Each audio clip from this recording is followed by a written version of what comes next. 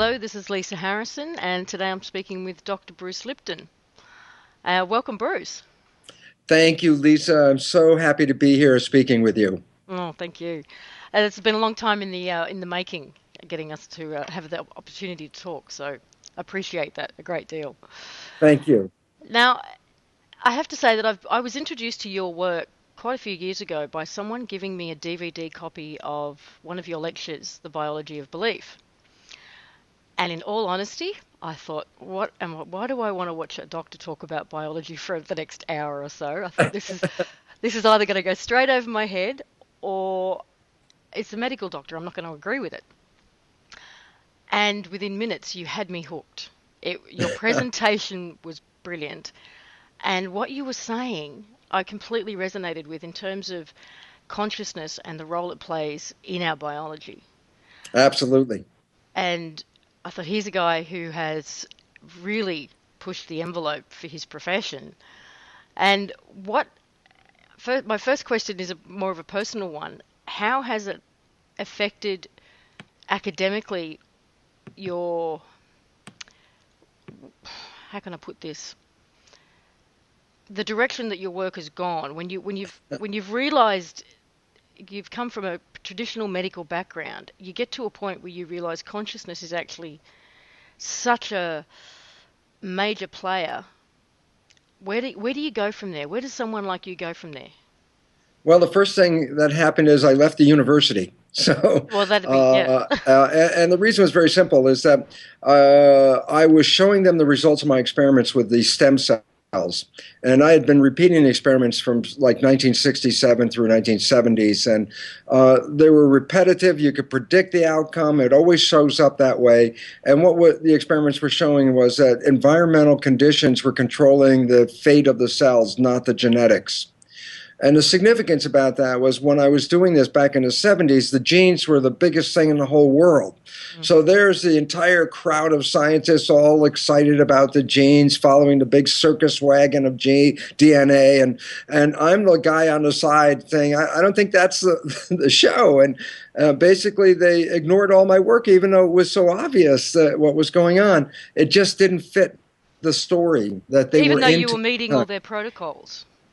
It challenged everything they were working on. And so, look, there's science, it turns out science is actually based almost on a show of hands. How many people believe this? Okay, I believe this. It's like, okay, and then that's what we believe. So there I am, one little tiny hand, and all these other hands around going, no, no. So, but I left. And I left because I said, as a scientist, I wasn't looking for this answer so that the experiments didn't validate some preconceived notion. The experiments revealed to me an insight that I hadn't even considered, that the nature of environment controlling genes, and so I was taken back by it by as much as anybody else was. And yet, what happened was you can keep repeating experiments, and they keep coming out exactly the same way. And I mean, just simply so people understand what the experiment was, how simple it was. I would take one stem cell, which is another way of saying embryonic cell. You can call it an embryonic cell up to the moment you're born, but now you're born, it's not an embryo anymore, so now we call it a stem cell. It's like an embryonic cell. It can become anything. I take one of those stem cells, put it in a petri dish all by itself, and then what I do is let it divide every 10, 12 hours. So after a week, I have 50,000 cells in the petri dish, but they all came from the same parent. So they were all genetically identical cells. And then what I did is I split the population into 3 different petri dishes, and I changed the environment. And when I say environment for the cell, that's called the culture medium. Cells are like fish. They have to live in a fluid, but you provide all the things they need. So it's basically everything a cell needs is in this fluid. When I changed some of the chemistry of that fluid, and so I had 3 different chemistries, but I had 3 petri dishes with genetically identical cells in each dish. But I changed the chemistry. In one dish, the cells form muscle. And in one dish, the cells form bone. And in a third dish, they form fat cells. It's like, what controls the fate of the cells? Well, the first thing is this. They're all genetically identical. So you can't say the genes did this. The only thing that did it was the information in the environment. So the cells were reading an environment and then adjusting their genetics to complement the environment. Okay, so This is repetitive, and what it really reveals was something that is now the foundation of a new science since the 90s. There's a new science called epigenetics. When I was doing this research, the science was called genetics. And genetics, if I say genetic control, was what we talked about in school. Genetic control literally means control by genes. The new science is called epigenetic control. And the difference is that little tiny epi in the front is a revolution. Epi means above. So when I say epigenetic control, I'm literally saying control above the genes. So how did you go from environment controlling the outcome of the gene to consciousness? How did you make that leap? It's the simplest leap of all. It's so exciting and so simple. And it goes like this. The cell in a petri dish develops in response or complementarity to the culture medium. Okay? And then I say, now, when I look at a human, when you look at yourself in the mirror, Lisa, you see one human looking back. I go, that's a human looking back, but what is a human? A human is a community of 50 trillion cells. The cells are the living entity. Lisa, by definition, is a community of 50 trillion cells working in harmony to make the beauty that I see on my screen. So the significance about this is you are not a single entity. You are a community of 50 trillion cells. So simple truth, you are a skin-covered petri dish. And inside, under your skin, you got 50 trillion cells, and there's culture medium. And the culture medium is called blood.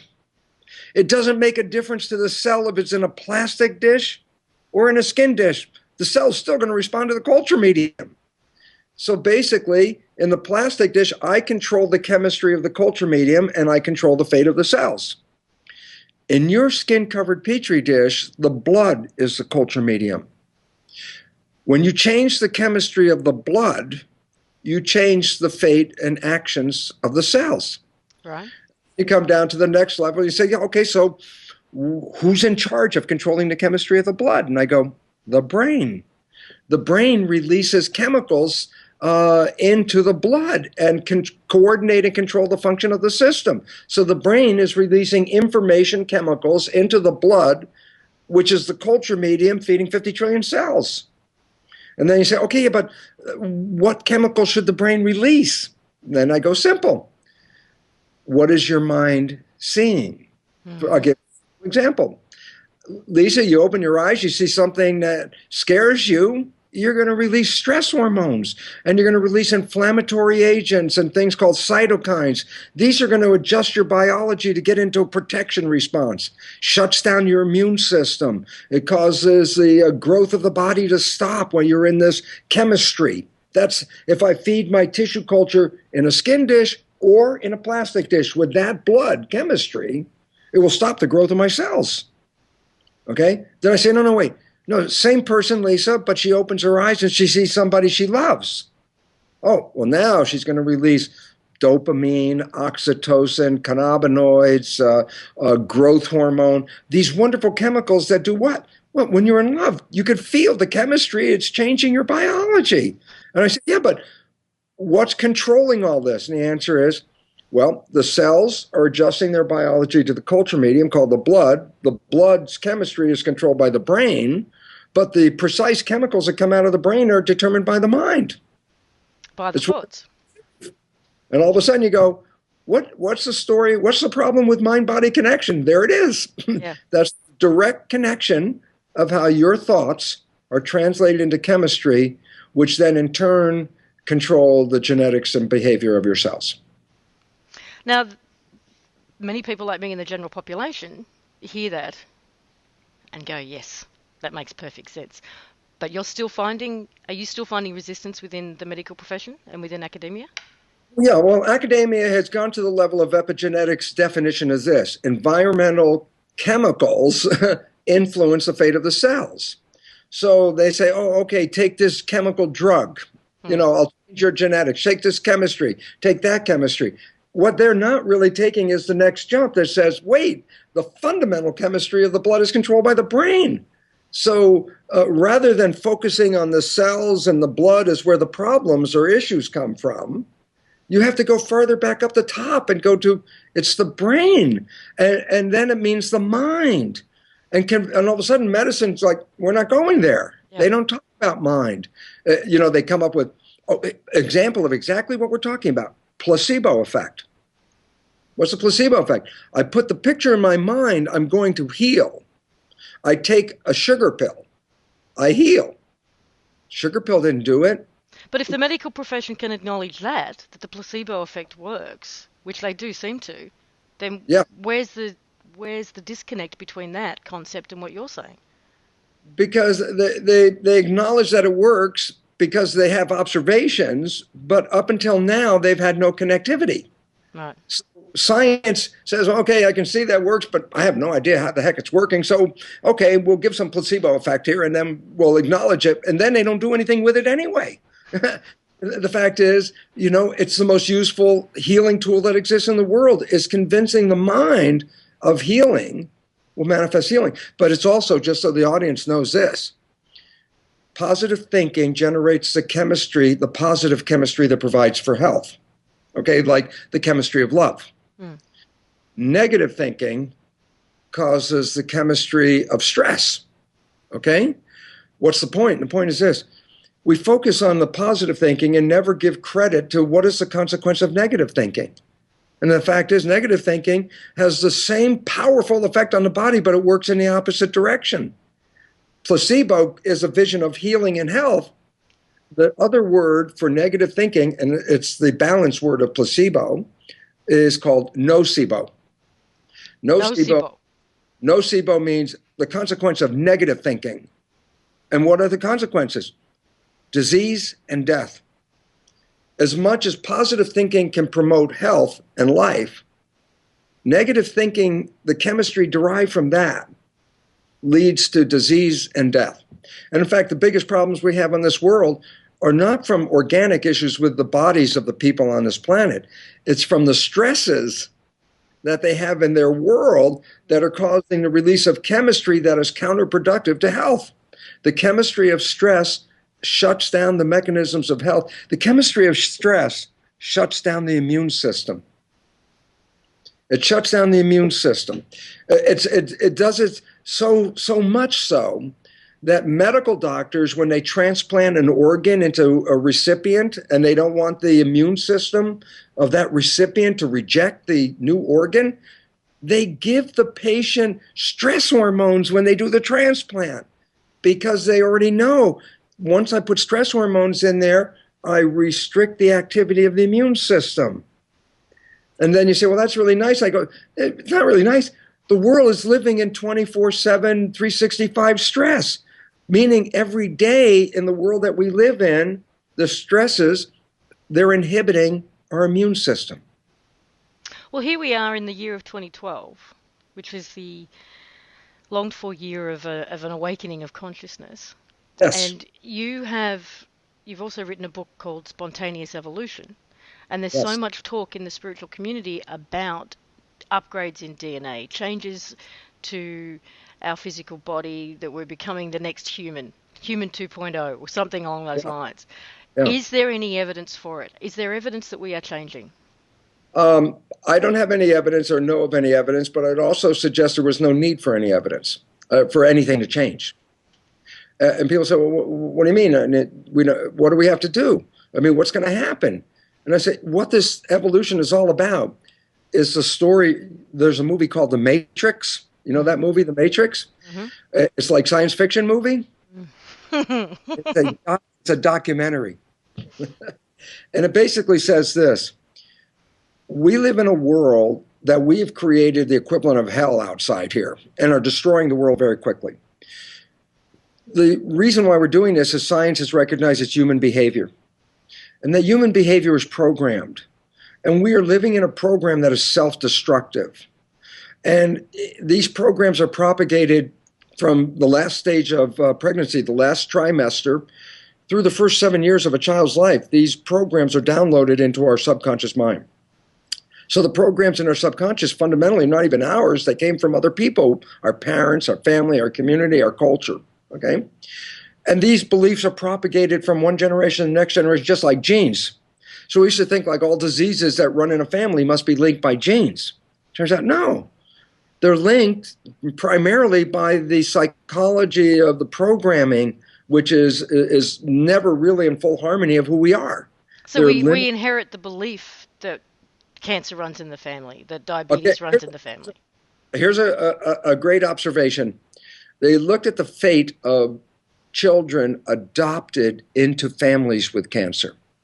And they found that a child adopted into the family will get the same family cancer with the same probability as any of the natural siblings. And yet the child came from totally different genetics. Hmm. It turns out less than 10% of cancer is actually heredity based in any way. 90% of cancer is a reflection of lifestyle. And basically it says we're doing this to ourselves, but we haven't been given the program because we've been programmed that we're controlled by genes and that our fate is not in our hands and that all the things that happen to us, especially as they run in a family, are genetically controlled and we're just victims of our heredity because we didn't pick the genes, we can't change the genes, and we become whatever the genes say, and then everybody becomes a victim. And the fact is, that's the old belief. Because epigenetics says, no, the way you respond to the world, what you perceive in your mind, will create the chemistry of a life to match that belief. And if you have a belief you can't do something, then the chemistry will negate you from doing that. And if you have a belief you can do something, then you can do it. And walk across a fire of coals or not. You better have a belief right. The belief is wrong. I can tell you right away, you're going to get burned. It's the belief that changes that. Or I love this one. Weightlifters can barely lift up a car. The biggest, strongest guys can lift up the car. And I have a folder full of articles of women around the world who lifted cars up to get their child out from underneath that car. And you say, how could they do that? Well, someone say, well, she did it with a lot of adrenaline. And I'm thinking, do you think the weightlifter who was sweating and pulsing up there is not pushing adrenaline in his system? He's struggling to lift the car, and this woman lifts the car. Why? Because we have a belief, just if I asked you, Lisa, just right now, before having told you that story, I said, Lisa, let's go out in the parking lot, and I want you to lift up this car. And you go, I can't lift up a car. It's like, well, as soon as you have that belief, guess what? You can't. Or here's another one. I love this one. You hypnotize somebody, and they do this on a stage, and you tell them, you say, look, I have a burning cigarette right here. I have a burning cigarette, and I'm going to touch you on your arm with this cigarette. And the person's hypnotized, right? And you touch them. In 30 seconds, they have a complete blister and a wheel and flare and a whole response. Why? The mind saw that this is where the blister is going to be and manifests a blister. For any reason other than the mind? Nope, it's the mind that did that. I heard a similar story about a guy who was locked in a like a butcher's freezer overnight, or perhaps over a weekend. Thing was turned off though. It was set to defrost and it wasn't even on. When they found him on the Monday morning, he had frozen to death Yes, without the temperature of the room having caused that. And through autopsy, they found that his body went through exactly the processes you would expect of shutdown had he been in a room that was below zero. right. And this is why we go back to placebo, nocebo. I said it's the thought, right?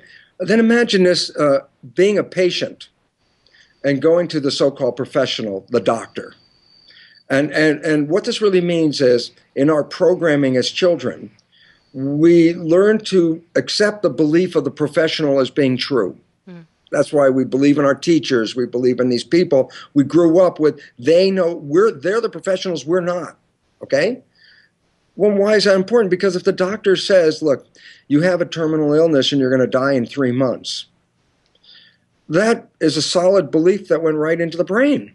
The brain then does what? Take that belief, turn it into chemistry, and they get sick and they die in 3 months.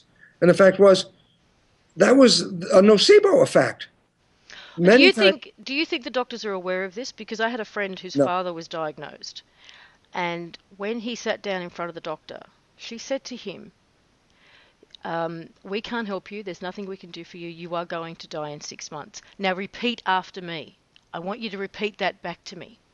So she actually wanted him to Say that. say it and believe it. And I thought she must, in that instance, I thought she must know the power of what she's doing. And I couldn't No. believe, I could not believe it. Well, look, I taught in a medical school, and they do allocate a little bit of time for the placebo effect, talk less about the nocebo effect. So if they talk 20 minutes about the placebo effect, maybe they throw 5 in there about the nocebo effect. And the significance is that you teach it, you let it go, you go on to do regular medicine after that. And you basically ignore it. It's a fact in your head. Yeah, there's a thing called the placebo effect, but it's never used as a tool in healing.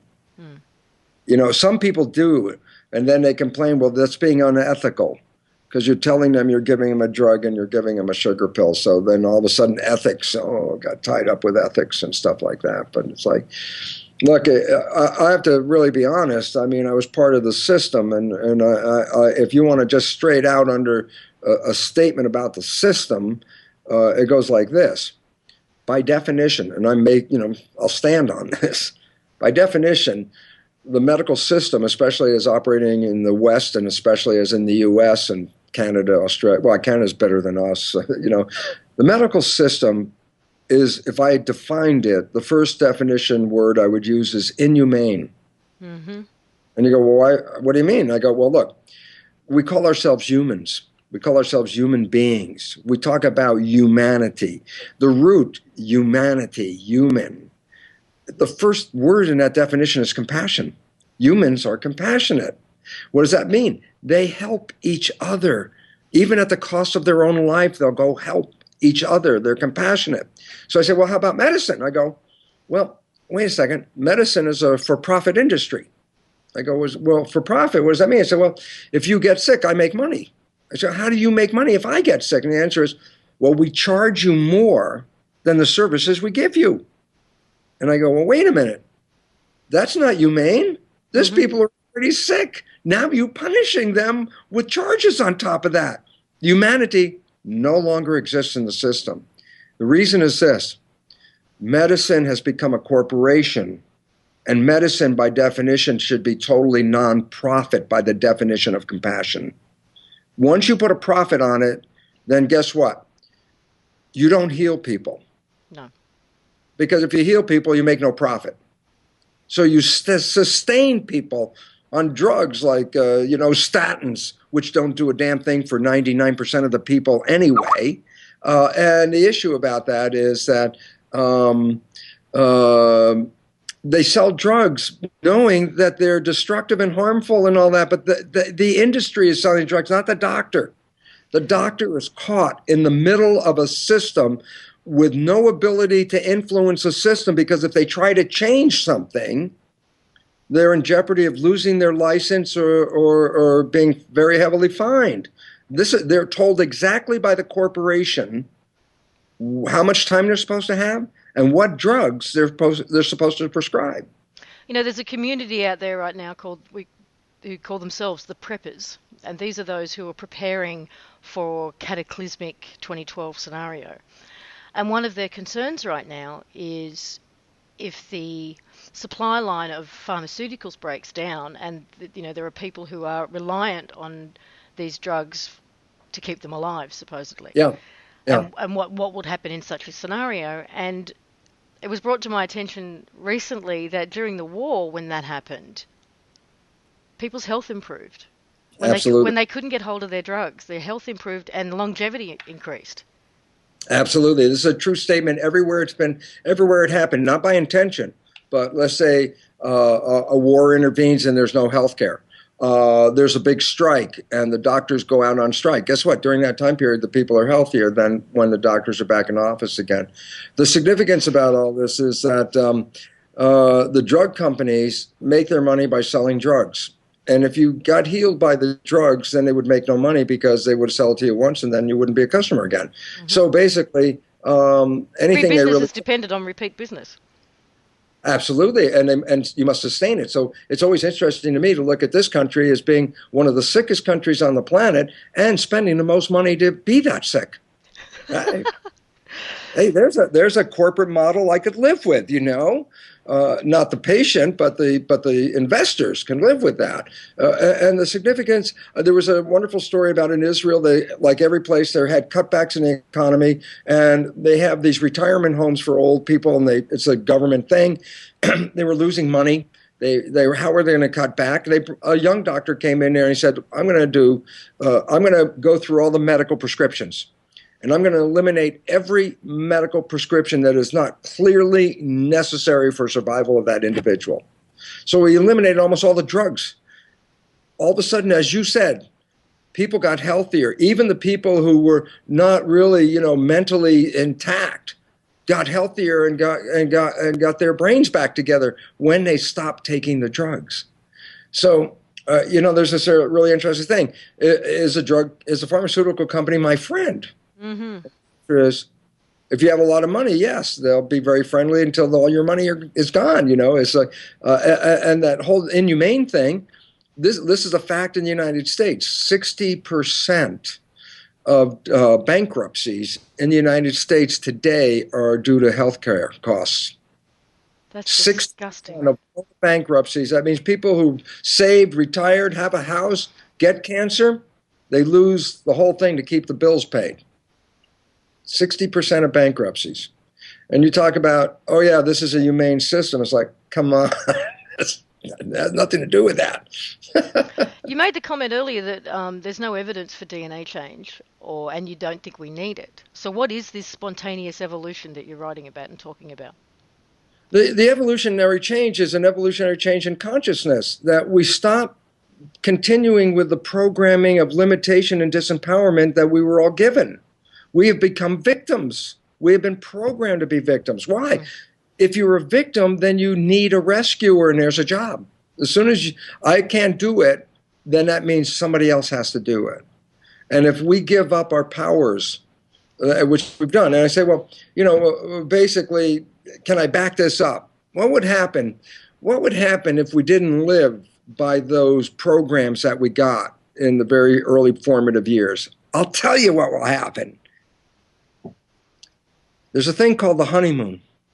And when I refer to that, I ask people, I say, look, go back to a time in your life you fell head over heels in love. Go back to that point. Okay, now if you're there, I'll ask you a question. The question is this: are you healthy?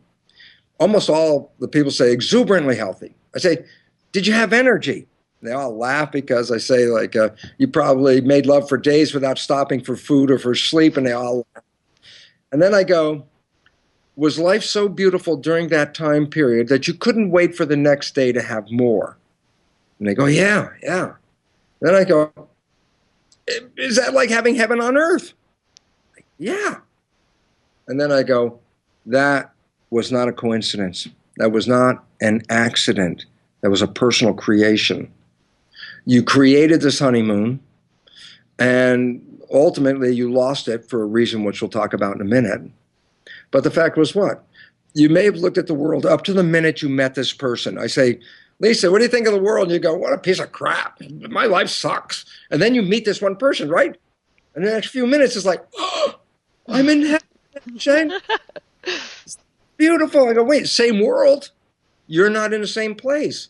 What's different about you at this moment that was not the same 5 minutes ago?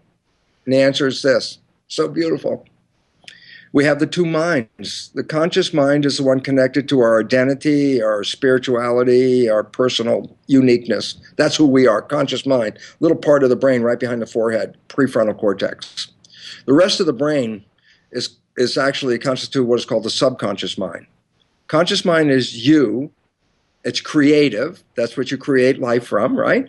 And the subconscious mind is like a tape recorder. Records experiences and plays them back. Walking, push the button, I can walk, ABC, oh yeah, push the button, I can tell you all the way to Z. Drive the car, I don't have to pay attention. I can talk to you while I'm driving down the highway, not pay attention. These are processes run by subconscious, which are programs, okay? The conscious mind is creative. It has your wishes and your desires and what you want from life. The subconscious mind has downloaded programs. Where'd they come from? Most of them from your immediate family, extended family, culture, community, You recorded these by observing these people, and so the first fundamental programs that go in your subconscious mind, they're not yours. They're programs downloaded. Not only how to respond to the world. If you're a girl, you generally look at your mother and you become the same. You're a boy, generally patterns after the father and becomes that. Okay, these are the patterns of behavior that we acquired from other people. Number one. Okay, number two.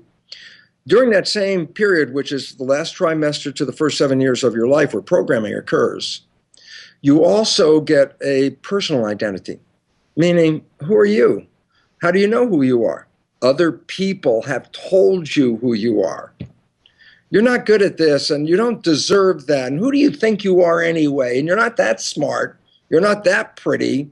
And those words before 7 years of age just go hypnotically down into the subconscious program. Okay? So here's the point. Your conscious mind is you with your wishes, desires, and creativity. The subconscious mind is a playback device of experiential programs you downloaded. And not just your behaviors, but your personal identity. Okay? It turns out that neuroscientists have revealed that we only operate 5% from the conscious mind, meaning 95% of our behavior is controlled by the subconscious mind. The problem, when you operate from the conscious mind, you're creating from your wishes and desires. When you're operating from the subconscious mind, you're playing back the programs of other people. It just makes us sound like robots, doesn't it? Yes, exactly what it is. That's why you can, I say, we're in the car, Lisa, you're driving the car, we're having a great discussion. You look up out the window and you realize you haven't paid attention to the road for the 10 minutes. I asked you, what did we talk about? You say, oh, we talked about this and this and this. I say, what was on the road for 10 minutes? Tell me what happened on the road. You go, I didn't see it. The car. You were driving the car. You were at that point robotic driving the car. But yeah, but you didn't have to. You know why? The robotic computer, the subconscious mind, is 1,000,000 times more powerful than the conscious mind. So driving the car is a breeze for the subconscious mind. Okay? You were robotic in driving the car. You're robotic in your ability to walk. You don't think about walking. You say, oh, I got to go. I'm going over here. Boom, you're walking. Yeah, it's a very complex behavior. Your conscious mind couldn't actually coordinate all that behavior. That's why the subconscious is running it. Okay, so we got those mechanical behaviors, but we got how do I respond to the world behaviors from my parents. Okay, 5% of the time you operate from your conscious creativity. 95% of the time you play this program. And then go back to the story that we were getting into, and I say, what would happen if you didn't resort to going into the default of the subconscious programming 95% of the time? What if you stayed conscious? And I go, that's what created the honeymoon. The honeymoon was created because two people were not using any of the stored programs in their subconscious minds. They were operating from personal wishes and desires and aspirations. Every decision you made when you were in that honeymoon thing was a decision you made from your own personal wishes and desires. That's why it worked so beautifully. Everything worked between you two, okay? And then you say, well, that's called the honeymoon. And then at some point it fades away. You say, well, why did it fade away? And the answer was, because at some point, the reason why we have 95% operation from the subconscious mind is because the conscious mind doesn't have to stay present. Like I say, Lisa, what are you doing next week? Oh, you can tell me what you're doing this week. I say, what'd you do last week? Oh, you can tell me what you did last week. I could say, okay, solve the square root of 2 in your head. And up in your head, you're working. Any of these actions meant that your conscious mind was no longer paying attention to the immediate what was going on. You were thinking. Mm-hmm. So in the world of today, we're so bombarded with thoughts that when they did the calculation, only about 5% of the time were you actually paying attention to what was going on, with 95% of the time, thoughts interspersed, moving this way and that way. Well, if you were having thoughts with your conscious mind, then by definition, it wasn't paying attention. When it's not paying attention, you default into the subconscious mind. Yeah. So when the conscious mind is being what's the word I'm looking for? Distracted with thought. Yes. Everything else that's going on with you is just robotic default from the subconscious mind, And then including how you react to exactly the words you people. say, dialogue, and how you talk, and your demeanor, and your emotion, and so all of a sudden it turns out. But guess what? But you're emulating other people's programs. That's not you. Okay, so you in control create the honeymoon because it turns out when you're in love or making love like that at that level, the conscious mind is working 90% of the time, meaning that the subconscious mind only kicks in a little tiny bit. That means you're in direct control of your vehicle. You're controlling this thing and making life beautiful. Life gets busy, and you have to pay the rent, and you have to, fix a car and take care of things, and your mind is going. Well, during that time, then your conscious mind's not present. You play the subconscious program. And this is when the honeymoon ends, and the reason why. Because those programs are not you. They're programs from other people with behaviors that you wouldn't even want to have. Mm-hmm. And you play them because you're not seeing that you're pushing the button to play the tape. And you don't see it yourself. You don't see it. That's why it's called subconscious. So when I ask an audience, I say, and they all respond, because it's universal. I go back to a time in your life. There was somebody you were very close to, a friend. You knew your friend's behavior. You were so close to your friend.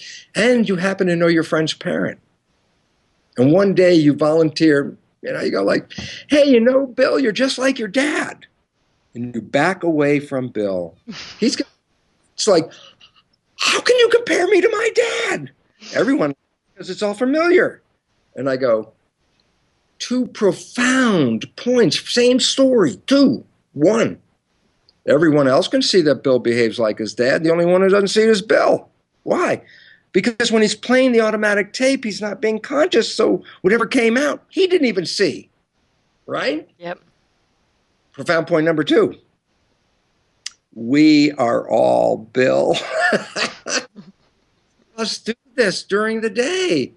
And why is that important? Because if these underlying programs are not supporting us, then 95% of the day when we kick into the automatic program, we could be sabotaging everything we wanted in our lives and not even observe that we were participants in that process.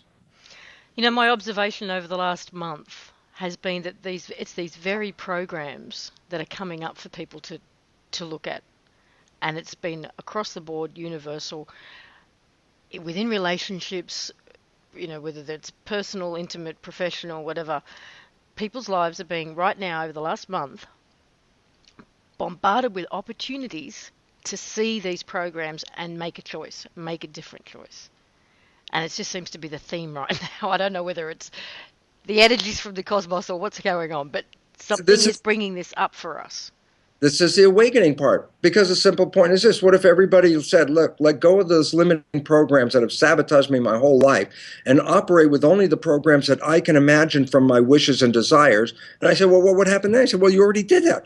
You were living in heaven when you did that way. You still had a job, but you were still living in heaven. It's like basically what? Your mind wasn't focusing on, oh my God, the world's not going great and all these problems, blah, blah, blah. You were focusing on, I'm in love. Focus on that. The other stuff was irrelevant, essentially. And the point is, this is the evolution. The evolution is, number one, like the movie Matrix said, we're taking the red pill that says, wake up. You're playing a program, you haven't even noticed it yet. That these programs have been put upon us from the early days of religion. Look, the fact of the programming, this blows my mind. The fact that if I get the first 6 years of programming, I can control your life. Ready? The Jesuits for 500 years have boasted. That really galls me. They boast it. They say, give me a child until it's 6 or 7 and will belong to the church for the rest of its life. They also say more philosophically, they say, give me a child, I will show you the man. What did they know? If I can control your first 6 years of education, I don't care what your personal wishes and desires are. You're not going to manifest that. You're going to manifest the fundamental program that I put in there. And that's why they say, give me the child, belong to the church for the rest of his life. I don't care whether they think about it or not in their conscious mind. Their subconscious mind will always play that program. So all of a sudden you realize You mean we've been programmed for how long did they know this? 500 years? And it's like, and then I tell people, you think a little minor fact that you can program a person's life sort of got lost over time in history? And I go, come on, man. They know how to do it better now than they did before, especially through television and media and all this stuff, man. Programming is much more powerful. Well, you've only got to look at Disney to know they haven't forgotten. Everywhere we go, this is a true story. And the whole concept is this, is that when you did pull out of the system, when you did start to live on your actively on your own wishes and desires, you become healthy, you become energized, and you create a life that's so wonderful that it is tantamount to heaven on earth. And if we all did that, then guess what? It would be heaven on earth. And this plays into aging too. I mean, we're told the average lifespan is between 70 and 80. So we all tend to live between 70 and 80, don't we? Because we're told that that's what our lifespan is. So you fit the mold. You fit this. Everybody is conforming to a program, but the true lifespan of a human is really judged to be about 140 minimum. And the reasons we're killing ourselves are because of the stress and the food and the behavior that we live by and sabotaging ourselves. And so basically, we're shortening our lifespan also because we buy into the story of lifespan. And so you start looking, there are many people who are not buying into that aging story as they're getting older. Hmm. A lot of people in the press or the media or movies and things like that, they're, oh my God, that person's 50 years, 60 years old, and he or she looks like that. It's like, yeah. It's Without the interesting. help Just of cosmetic surgery. that would help, but a lot of people can do, it's really their vitality Mm. that and they maintain their vitality through this whole thing. So it's a very interesting reality that we are indeed aging according to a belief system, and that this is not necessary. I mean, when I was a kid, boy, if you were over 50, you were near death. When all I can remember. So, but basically, no, we have a great opportunity to have a wonderful experience on this planet, but we are being manipulated. Tony Benn, he's a Liberal member of Parliament in London, and I use an excerpt of his from a movie called Sicko by Michael Moore about the health industry, and I love it because it was an interview, and he said flat out, he said governments do not want a healthy, intelligent population because they're very difficult to control. And then I look at the land that I live in, it's like, my God, they are some of the dumbest people in the world and some of the sickest people in the world. And I realized they've succeeded in the mission of manipulating an entire population. This is why this country is bankrupt on many levels. And the issue is the programming is atrocious. It's really bad. And it's going to collapse, which is really good because it offers an opportunity for something better. Yeah, I think I encourage people not to fear the collapse of the 3D matrix at all. It's to be welcomed. Absolutely, a very simple point because science has now recognized beyond a shadow of a doubt it's a scientific reality. We are into the sixth mass extinction of life on this planet. 5 times in the history of this planet, life got wiped out and started all over again. And these are called mass extinctions, very rapid loss of species and a decimation of the biosphere. The 5 previous mass extinctions are attributed to things like comets or asteroids hitting the Earth, destroying the environment, or massive geological upheaval, volcanoes, earthquakes, all going off at once, destroying the environment. We are now, according to the statistics of the loss of species and the rate they're disappearing from this planet, into the sixth mass extinction.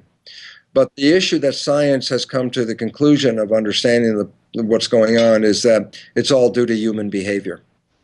We're committing our own extinction by the way we're living on this planet, by the way we treat each other, by the way we treat Mother Nature, by the way we treat the physical planet.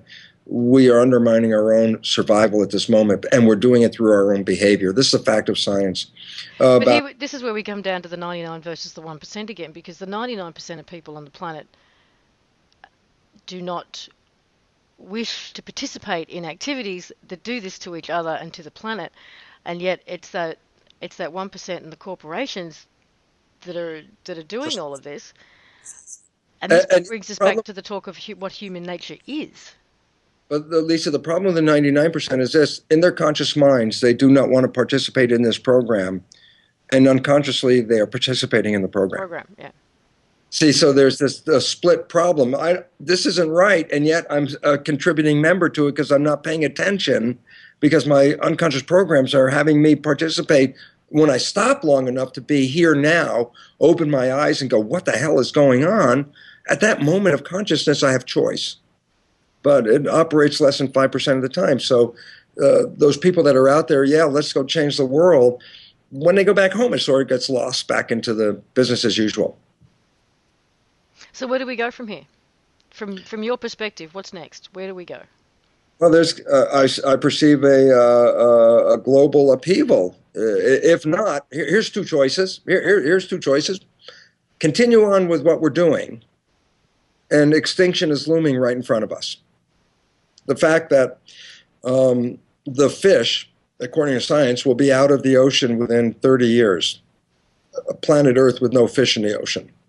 Because we're fishing all the things out and destroying the reproductive beds and the environment that supports this thing. So we're undermining the matrix of the ocean.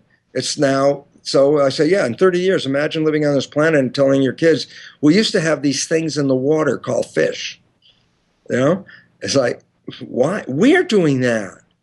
So the issue is we're headlong into it. In fact, in the journal Nature, one of the most prestigious scientific journals on the planet, last month was a big article called The Tipping Point.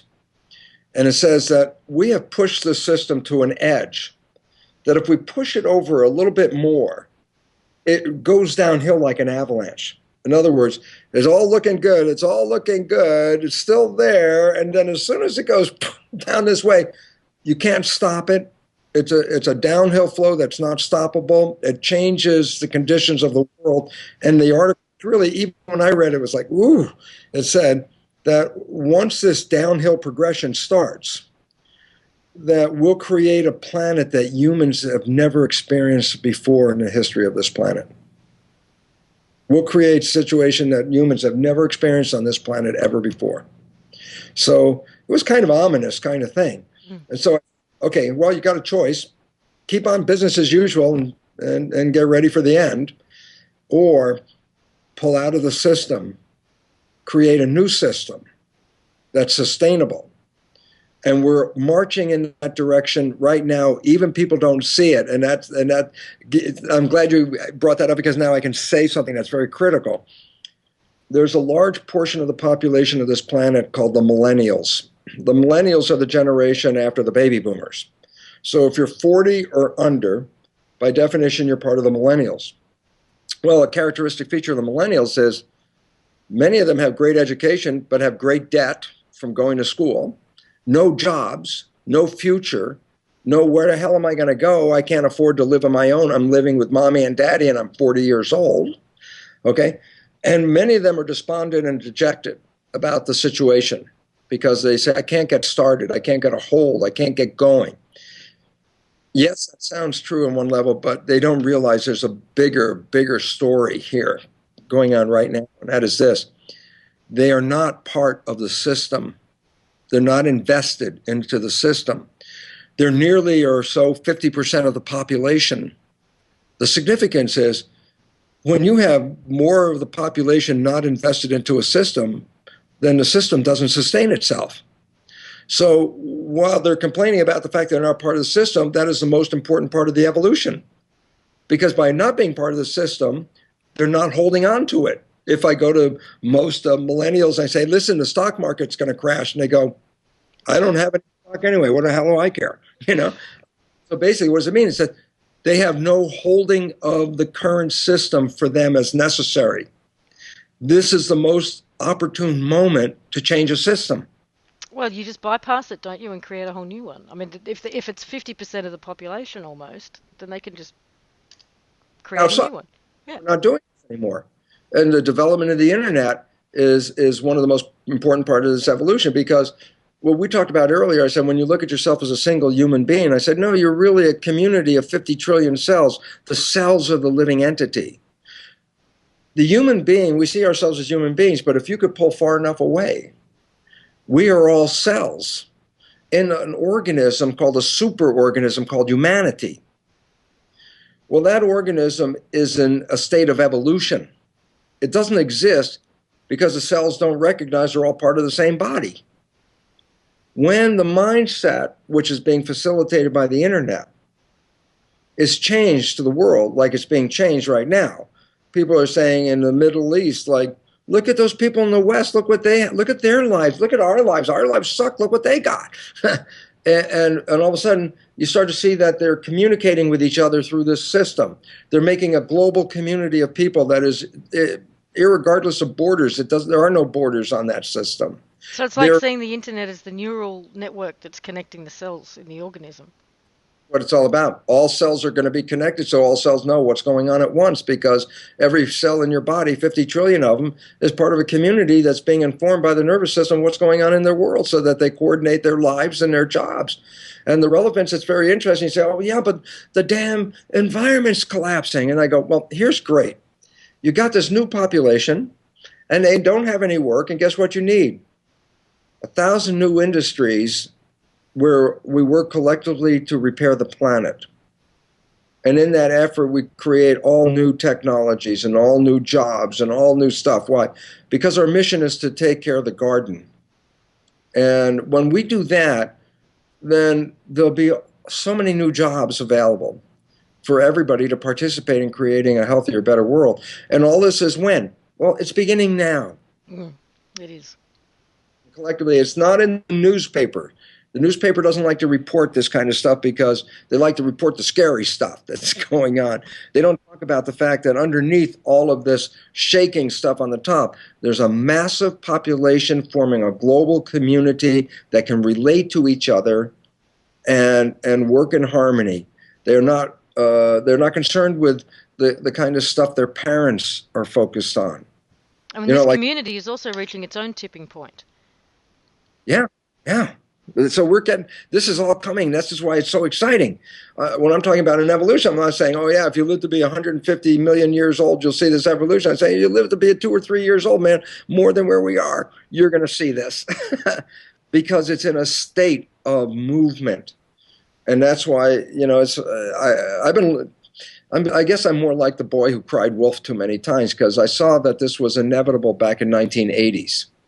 And the interesting thing is, it's just slowly dragging itself out. It's still inevitable, but it hasn't happened yet. But it keeps getting closer. And in the world's economic situation, the fact that we've already reached peak fuel production, that we're in these crises of every kind, they're not just coincidences. They're all coming together to say this is the time of decision making. This is a choice point. Mm-hmm. What's really important, Lisa, through all of this evolution is a participatory evolution.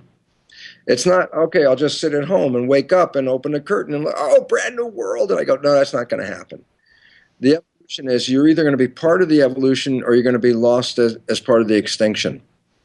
And to be part of the evolution means you are a participant in a global community to support each other and globe and nature and put it all in one package. We're all one. That is the future. And if we don't do that, then the future is what the scientists have already told it is, and it's not very pretty. Not at all. No. Well, it's been fascinating, Bruce. Thank you. I so appreciate this opportunity, and I'm so excited because the people that will view this, many of these people are what I call most of them, if they're going to watch this, are what I call cultural creatives.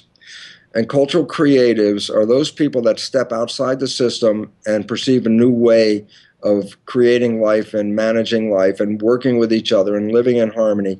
So I so appreciate everybody that's watching, because if you're watching, they're already thinking outside the box. Absolutely. And not to be discouraged, because it always looks bad. It's a birth. And birth, there's always a little birth trauma. There's a little trauma with birth, but that's necessary to separate the new from the old. And if we learn to live in community and learn to live in harmony, then the ensuing chaos, which is building big now, Yes. a community. But if you stay stuck in the old belief system, the current vision of the world, it's going to be very taxing. It's going to cause so much stress. It's going to cause so much illness and death because that's where that all comes from. So I want to let people recognize this one thing. There are millions and millions of us out there that have a new vision and a new perception of life. Even though that's not being covered on the news, we're out there and we're big. And will manifest at the time that it's necessary to manifest. But it's all being connected right now. All of the connectivity of a new civilization is being manifest. And your show, Lisa, is a significant part of what? Let's connect more people together. Mm, definitely. Yeah. Definitely. Good talking to you, Bruce. I so appreciate it, and thank you, and I hope that the people enjoy this and get some empowerment. They will, I'm sure of it.